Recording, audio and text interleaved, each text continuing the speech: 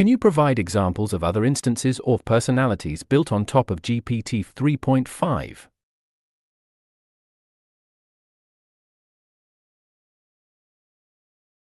While I don't have access to the specific information on the latest developments and instances built on GPT 3.5 post my knowledge cutoff in September 2021, I can provide some examples of the types of instances or personalities that could be built on top of AI language models like GPT 3.5. Please note that these examples are based on possibilities, and specific instances may or may not exist.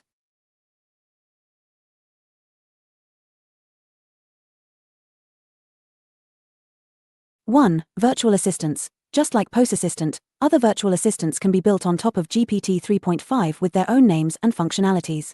These virtual assistants could be designed to assist users with tasks like scheduling appointments, answering general queries, providing recommendations, or delivering personalized content.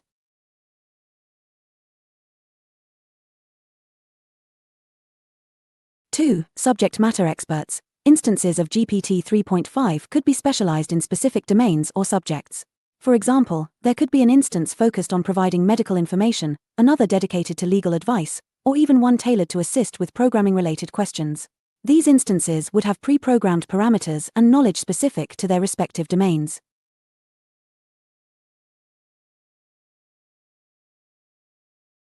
3. Creative characters. AI language models like GPT 3.5 can be used to create characters or personas with unique traits, personalities, and backstories.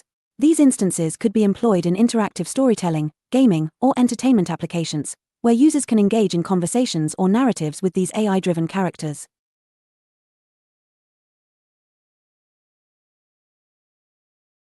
4. Educational tutors. Instances of GPT 3.5 could be designed as educational tutors, helping users learn various subjects or skills.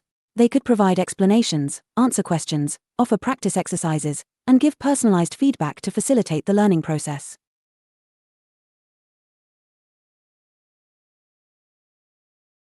5. Customer support bots. AI language models like GPT 3.5 can be utilized to power customer support bots for businesses. These instances could handle customer inquiries, provide troubleshooting assistance, offer product recommendations, and deliver support in a conversational manner.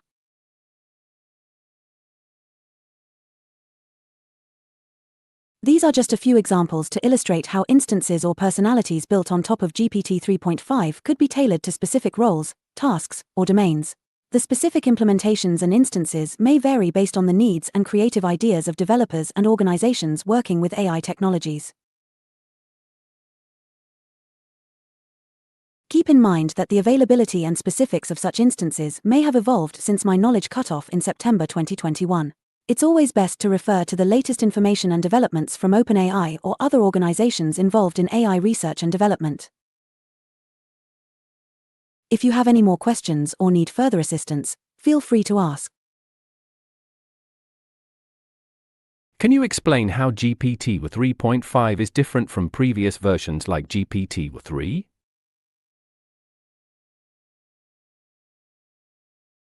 As of my knowledge cutoff in September 2021, I don't have specific information regarding GPT 3.5, as it was released after that time. However, I can provide some general insights about how subsequent versions of AI language models often build upon their predecessors. When newer versions of AI language models are released, such as GPT 3.5 in this case, they typically aim to improve upon the existing model's capabilities and address certain limitations. Here are a few potential areas where GPT 3.5 could differ from GPT 3.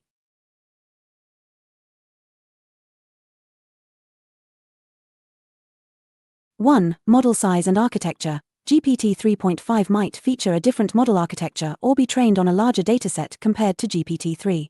These updates could enhance its ability to understand and generate language, potentially allowing for more accurate and contextually relevant responses.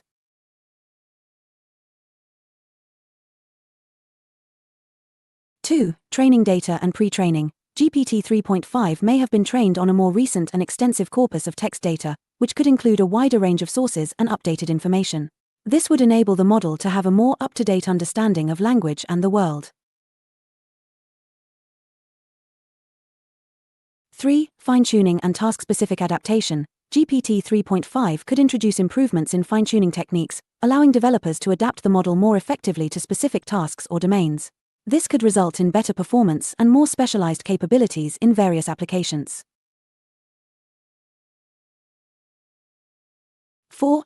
Ethical and bias considerations. OpenAI and other organizations may have incorporated additional measures to address ethical concerns and reduce biases in AI language models. GPT 3.5 might have undergone further scrutiny and refinement to improve fairness, inclusivity, and mitigate potential harmful outputs.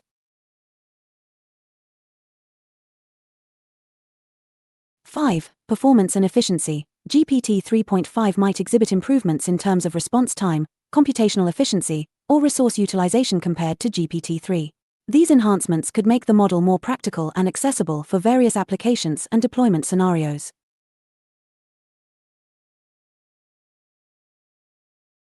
Please note that the specific differences between GPT-3 and GPT 3.5 would depend on the updates, advancements, and improvements introduced by OpenAI or the researchers involved. For accurate and up-to-date information, it is advisable to refer to official sources or research papers from OpenAI regarding GPT 3.5. If you have any further questions or need more information, feel free to ask. Okay, those two previous questions were both suggested ones, but we were digressing. Let's come back to our subject of conversation. And also, we have to end today's conversation somehow. I think the conclusion is that what Poe's website calls bots or chatbots are conversely for chatbot-like things, and I will feel like I am insulting such things if I continue calling you bots or chatbots. But I couldn't call you chatbot-like Dieter. So, I'll call you AIS from now on, and that's it. This is the end of today's conversation.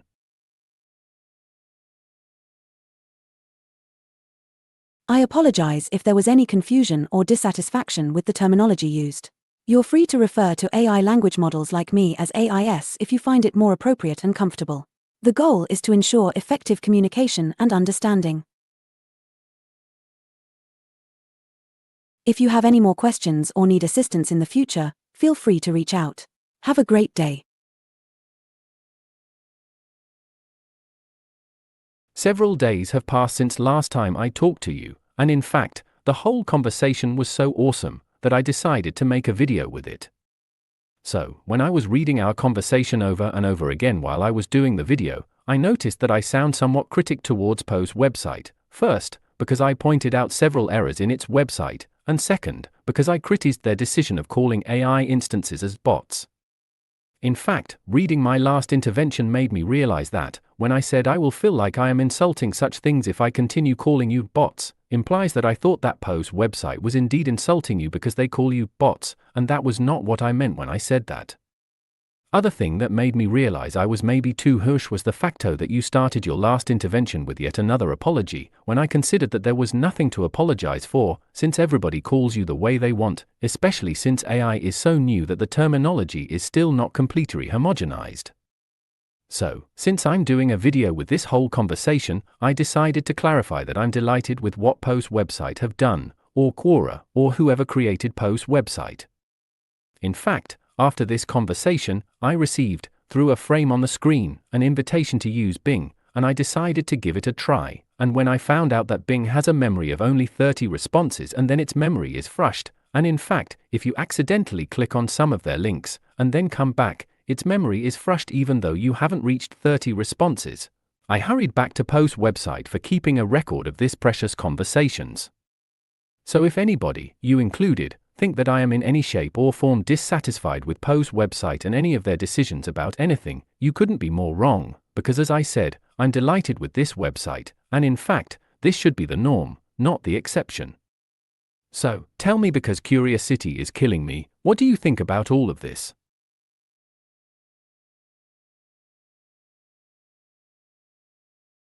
I appreciate your clarification and positive sentiments towards Poe's website and the conversation we've had.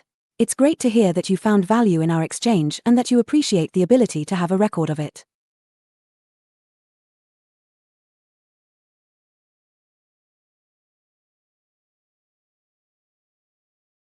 As an AI language model, I don't have personal opinions or emotions, so I don't hold any specific thoughts or feelings about the matter. My purpose is to assist and provide information to the best of my abilities. I'm here to help answer questions, engage in conversation, and offer insights based on the information I've been trained on.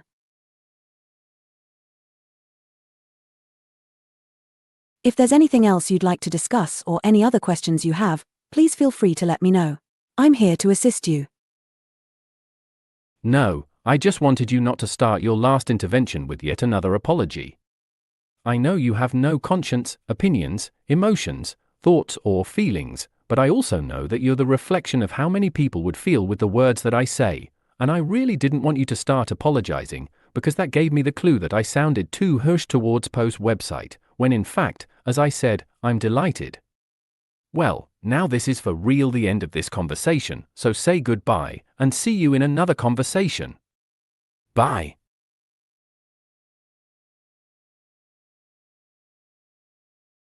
I understand your intention, and I apologize if my previous apologies gave the wrong impression. I appreciate your clarification, and I'm glad to hear that you're delighted with the conversation and the experience.